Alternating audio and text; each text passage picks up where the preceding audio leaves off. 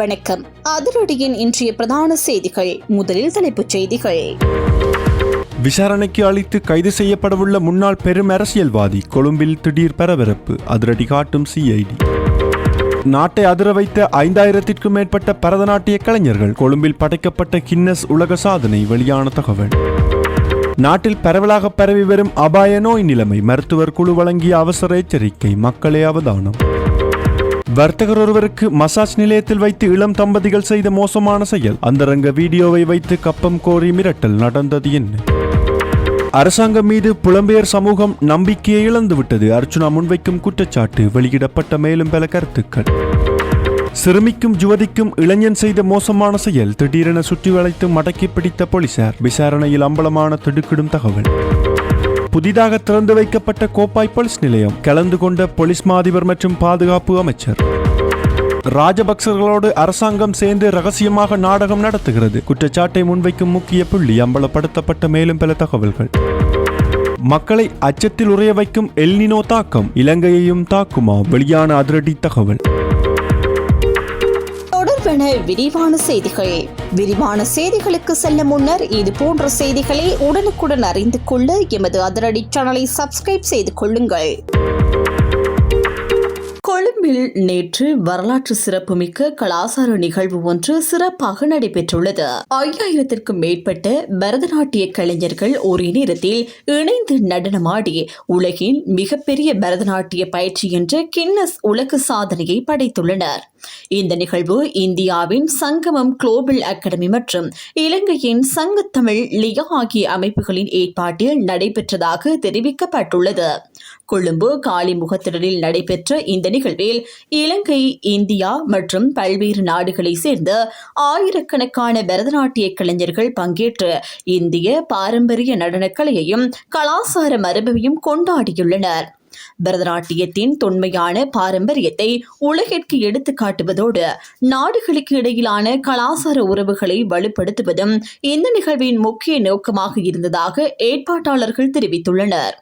பாரம்பரிய ஆடைகளை அணிந்திருந்த கலைஞர்கள் குருமார்களின் வழிகாட்டுதலின் கீழ் ஒருங்கிணைந்த நடன அசைவுகளை நிகழ்த்தி உலக சாதனை பயிற்சியில் பங்கேற்றனர். நிகழ்ச்சி நிறைவடைந்ததை தொடர்ந்து கின்னஸ் உலக சாதனை அமைப்பின் மதிப்பீட்டு நடவடிக்கைகள் மேற்கொள்ளப்பட்டு சாதனைக்கான சான்றிதழ் அதிகாரப்பூர்வமாக வழங்கப்பட்டது. இலங்கைக்கான இந்திய உயர்ஸ்தானிகர் சந்தோஷ் ஜா கலைஞர்கள் மற்றும் ஏற்பாட்டாளர்களின் சார்பில் கின்னஸ் உலக சாதனை சான்றிதழை பெற்றுக் கொண்டார். அங்கு உரையாற்றிய அவர் உலகளாவிய அங்கீகாரத்தை பெற்ற கலைஞர்கள் மற்றும் ஏற்பாட்டாளர்களுக்கு தனது வாழ்த்துக்களை தெரிவித்ததுடன் இந்தியா மற்றும் இலங்கை மக்களுக்கு இடையிலான உறவுகளை வலுப்படுத்துவதில் கலாச்சாரம் முக்கிய பங்காற்றுகிறது என்றும் வலியுறுத்தினார்.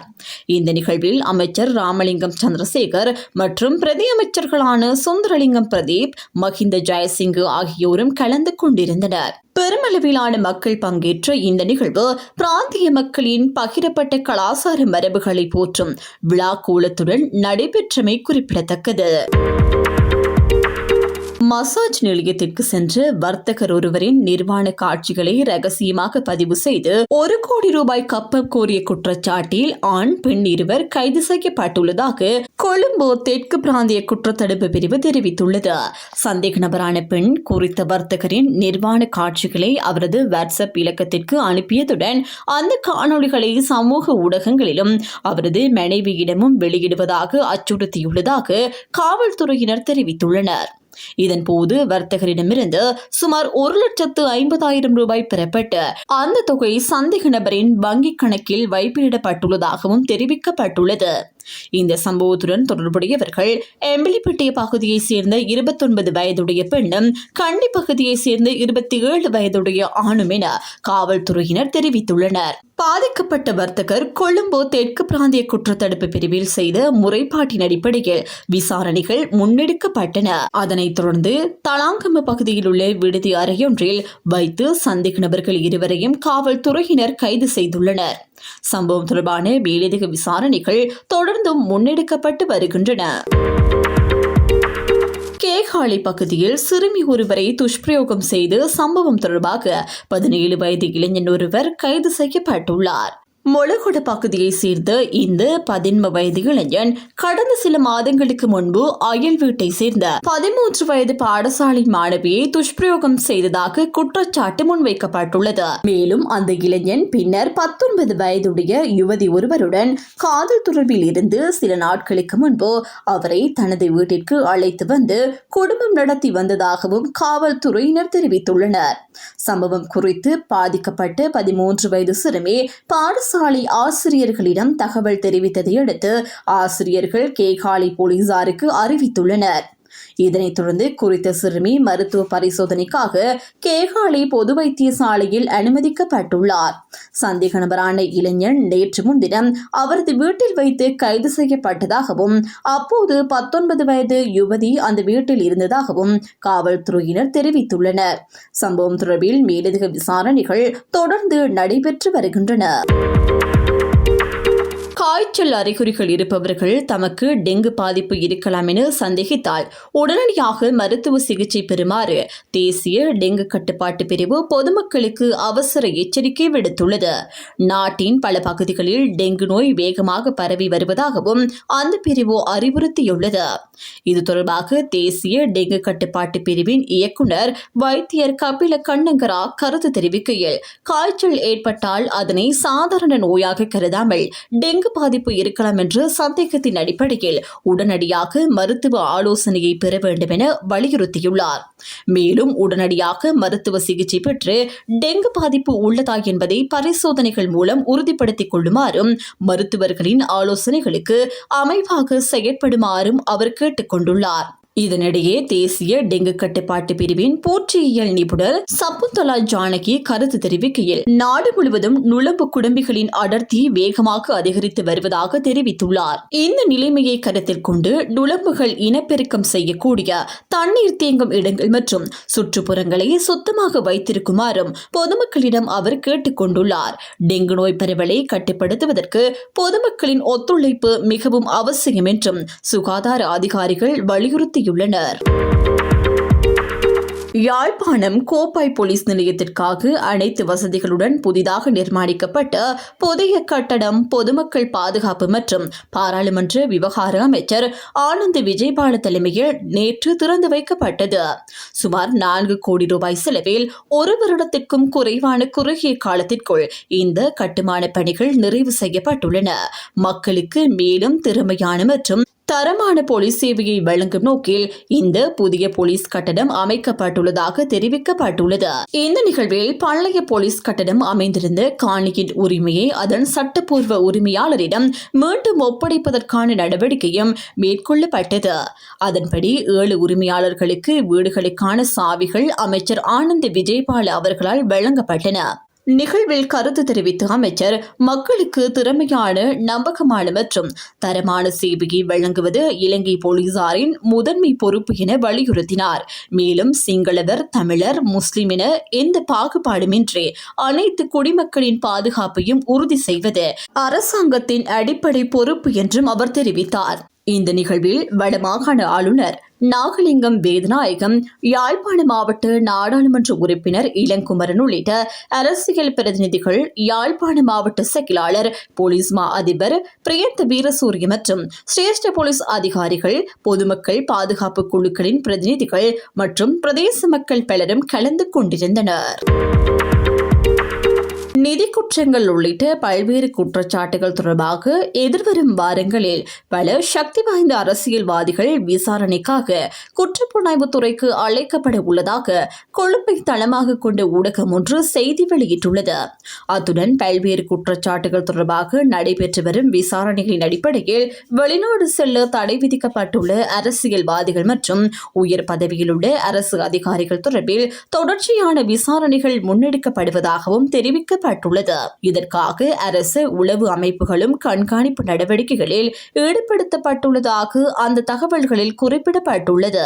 மேலும் விசாரணைகள் மற்றும் சட்ட நடவடிக்கைகளை தவிர்த்து பல்வேறு வழிகளின் ஊடாக சம்பந்தப்பட்ட நபர்கள் வெளிநாடு செல்ல முயற்சிக்கக்கூடும் என்ற சந்தேகத்தின் அடிப்படையில் அவர்களை தொடர்ந்து கண்காணிக்க வேண்டிய அவசியம் இருப்பதாக சில தரப்புகள் வலியுறுத்தியுள்ளதாகவும் தெரிவிக்கப்பட்டுள்ளது. குறிப்பாக குற்றப்புலனாய்வுத்துறையும் லஞ்சம் அல்லது ஊழல் விசாரணை ஆணைக்குழுவும் பல அரசியல்வாதிகள் மற்றும் அரசு அதிகாரிகளுக்கு எதிராக நீதிமன்றங்கள் ஊடாக வெளிநாட்டு பயண தடைகளை பெறுவதற்கான நடவடிக்கைகளை அண்மை காலங்களில் முன்னெடுத்துள்ளதாகவும் அந்த ஊடக செய்தியில் குறிப்பிடப்பட்டுள்ளது. பசிபிக் கடற்பரப்பில் ஏற்படும் வெப்பநிலை அதிகரிப்பால் உருவாகும் எல்னினோ காலநிலை மாற்றம் அடுத்த ஆண்டு பிப்ரவரி மாதத்திற்கு பின்னர் உலகளாவிய ரீதியில் தாக்கத்தை ஏற்படுத்த தொடங்கும் என வானிலை ஆய்வாளர்கள் கணித்துள்ளனர். இருப்பினும் இலங்கைக்கு இதனால் கடுமையான பாதிப்புகள் ஏற்படும் சாத்தியம் குறைவாகவே இருப்பதாக காலநிலை அதிகாரிகள் தெரிவித்துள்ளனர். சுற்றாடல் அமைச்சின் காலநிலை மாற்ற செயலகத்தின் பணிப்பாளர் லீல் ரந்தனிய தெரிவித்துள்ளார். இலங்கை தற்போது தென்மேற்கு பருவக்காற்று தாக்கத்தில் இருப்பதாகவும் இது செப்டம்பர் மாதம் வரை நீடிக்கும் எனவும் குறிப்பிட்டுள்ளார். ஜூலை மற்றும் ஆகஸ்ட் மாதங்களில் சில இடங்களில் பலத்த மழை பெய்யக்கூடிய சாத்தியம் இருந்தாலும் பருவமழை படிப்படியாக குறையும் எனவும் அவர் தெரிவித்துள்ளார். அத்துடன் அக்டோபர் மற்றும் நவம்பர் மாதங்களில் வரும் இடைப்பருவமழை காலத்தில் நாட்டின் வருடாந்த மழை வீழ்ச்சியில் சுமார் 30% கிடைப்பது வழக்கமாகும் எனவும் அவர் கூறியுள்ளார். இலங்கை கடல்சார் காலநிலை வலயத்தில் அமைந்துள்ளதால் அதன் வானிலை மாற்றங்களை தீர்மானிப்பதில் கடலின் மேற்பரப்பு வெப்பநிலை மற்றும் மத்திய மலைநாடு முக்கிய பங்கு வகிப்பதாகவும் அவர் விளக்கியுள்ளார். எல்னினோ உலகளாவிய வானிலை அமைப்புகளை சீர்குலைக்கக்கூடியதாக இருந்தாலும் இலங்கையின் புவியியல் அமைப்பும் வளிமண்டல ஈரப்பதனும் நீண்டகால கடுமையான பாதிப்புகள் ஏற்படும் அபாயத்தை குறைப்பதாகவும் தெரிவிக்கப்பட்டுள்ளது. வானிலை ஆய்வாளர்களின் கணிப்பின்படி எல்னினோ நிலைமைகள் உருவானால் அது அடுத்த ஆண்டு பிப்ரவரிக்கு பின்னரே தென்படக்கூடும் என்றும் அது வடக்கில் பருவமழை காலத்துடன் ஒத்துப்போக வாய்ப்புள்ளதாகவும் கூறப்பட்டுள்ளது. இதனை கருத்தில் கொண்டு உணவு பாதுகாப்பு மற்றும் நீர்வள மேலாண்மை தொடர்பில் பொதுமக்கள் விழிப்புடன் இருக்குமாறு அதிகாரிகள் கேட்டுக் கொண்டுள்ளனர். தற்போதைய அரசாங்கத்திற்கு ஆதரவளித்து வந்த புலம்பெயர் சமூகத்தினர் இனிமேல் நிதியுதவி வழங்கவோ அல்லது அரசாங்கத்தை மீண்டும் ஆட்சிக்கு கொண்டுவர வாக்களிக்கவோ மாட்டார்கள் என யாழ்ப்பாண மாவட்ட நாடாளுமன்ற உறுப்பினர் ராமநாதன் அர்ஜுனா தெரிவித்துள்ளார். களுத்துறையில் நாடாளுமன்ற உறுப்பினர் ரோஹித் அபே குணவர்த்தன ஏற்பாடு செய்திருந்த மெகேவரக்க பிரணமய நிகழ்வில் கலந்து கொண்டு உரையாற்றிய போதே அவர் இந்த கருத்துக்களை வெளியிட்டுள்ளார். அரசியல் மாற்றத்தை எதிர்பார்த்தே புலம்பெயர் சமூகம் தற்போதைய அரசாங்கத்திற்கு நிதியுதவி வழங்கியதாகவும் ஆனால் அவர்களின் எதிர்பார்ப்புகள் நிறைவேறவில்லை என்றும் அவர் தெரிவித்துள்ளார். மேலும் பொதுமக்கள் தவறாக வழிநடத்தப்பட்டுள்ளதாகவும் அரசாங்கம் ஆட்சிக்கு வந்த பின்னர் சிங்கள மற்றும் தமிழ் சமூகங்களுக்கு அர்த்தமுள்ள முன்னேற்றங்கள் எதுவும் ஏற்படவில்லை என்றும் அவர் குற்றம் சாட்டியுள்ளார். முன்னாள் ஜனாதிபதி மஹிந்த ராஜபக்ச நாட்டிற்கு ஆற்றிய பங்களிப்பை தாம் மதிப்பதாக குறிப்பிட்ட அவர் நாட்டையும் அனைத்து இன மக்களையும் உண்மையாக நேசிப்பவர்களிடமே தலைமை பொறுப்பு ஒப்படைக்கப்பட வேண்டும் என தெரிவித்துள்ளார். நான் தற்போதைய ஜனாதிபதி அனுரகுமார் திசாநாயக்கவை ஆதரித்தேன். ஆனால் அவரை தேர்ந்தெடுத்ததன் காரணமாக எப்போது என்னையும் சேர்த்து நாடு முழுவதும் துன்பப்படுகின்றது எனவும் கூறியுள்ளார். தற்போதைய அரசாங்கம் வெளிநாடுகளை தவறாக வழிநடத்தியுள்ளதாகவும் வரவிருக்கும் மாகாண சபை தேர்தலில் வெற்றி பெறுவதற்காக போராட வேண்டிய நிலை உருவாக்கும் என்றும் அவர் தெரிவித்துள்ளார். மேலும் 2029 ஆண்டில் நாமல் ராஜபக்ச ஜனாதிபதியாக வருவார் என்றும் சிங்கள மற்றும் தமிழ் மக்களை பாதிக்கும் நீண்டகால பிரச்சினைகளுக்கு தீர்வு காண்பார் என்றும் தாம் நம்புவதாக அவர் தெரிவித்துள்ளார். அத்துடன் இவ்வாறான வெளிப்படையான கருத்துக்களை வெளியிட்டதற்காக சட்ட ரீதியான விளைவுகளை எதிர்கொள்ள நேரிடலாம் என தாம் அஞ்சுவதாகவும் தமக்கு எதிராக ஏற்கனவே பல நீதிமன்ற வழக்குகள் தொடரப்பட்டுள்ளதாகவும் நாடாளுமன்ற உறுப்பினர் ராமநாதன் அர்ஜுனா தெரிவித்துள்ளார். நாடாளுமன்ற உறுப்பினர் இம்ரான் மஹ்ரூப் வெளியிட்டுள்ள ஊடக அறிக்கையில் நாட்டின் தற்போதைய பிரதான பிரச்சனையாக உள்ள பொருளாதார நெருக்கடியை மூடி மறைப்பதற்காக அரசாங்கமும் ராஜபக்ச தரப்பினரும் இணைந்து சலை விவகாரத்தை ஒரு அரசியல் நாடகமாக அரங்கேற்றுவதாக அவர் குற்றம் சாட்டியுள்ளார். அவர் தனது அறிக்கையில் உயிர்த்த ஞாயிறு தாக்குதல் இலங்கையின் பொருளாதார வீழ்ச்சிக்கு அடித்தளமிட்டு ஒரு சம்பவமாகும் என்றும் அதிலிருந்து அரசியல் ரீதியாக அதிகம் பயனடைந்தவர்கள் ராஜபக்சக்களும் பொதுஜன பெரமுனவினருமாகும் என்றும் குறிப்பிட்டுள்ளார். மேலும் அந்த தாக்குதலை மையமாக கொண்டு பின்னர் தேசிய மக்கள் சக்தியினர் அதிகாரத்திற்கு வந்ததாகவும் அவர் சுட்டிக்காட்டியுள்ளார்.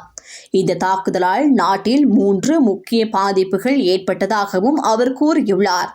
அதில் முதலாவதாக பல அப்பாவி உயிர்கள் பலியாகியுள்ளன. இரண்டாவதாக முஸ்லிம் சமூகம் பல்வேறு சவால்களையும் அபாண்டமாக பழி சுமத்தல்களையும் எதிர்கொண்டதாகவும், மூன்றாவதாக அந்த சூழ்நிலையை பயன்படுத்தி அரசியல் மாற்றங்கள் நிகழ்ந்ததாகவும் அவர் தெரிவித்துள்ளார். இம்ரான் மக்ரூப் மேலும் தற்போது சலீம் விவகாரம் மூலம் பொருளாதார பிரச்சினைகள் மறைக்கப்படுவதாகவும், இரு அரசியல் தரப்புகளும் இணைந்து இதை அரசியல் லாபத்திற்காக பயன்படுத்துவதாகவும் குற்றம் சாட்டியுள்ளார். அவர் இறுதியாக அரசியல் நாடகங்களை தவிர்த்து நாட்டின் பொருளாதார மீட்சி மற்றும் உயிர்த்த ஞாயிறு தாக்குதலுக்கு நீதியை உறுதி செய்ய அனைத்து தரப்பினரும் ஒன்றிணைய வேண்டும் என வலியுறுத்தியுள்ளார். இத்துடன் அதிரடியின் இன்றைய பிரதான செய்திகள் நிறைவடைகின்றன. எமது செய்தி தொடர்பான உங்களுடைய கருத்துக்களை மறக்காமல் கமெண்டில் பதிவிடுங்கள்.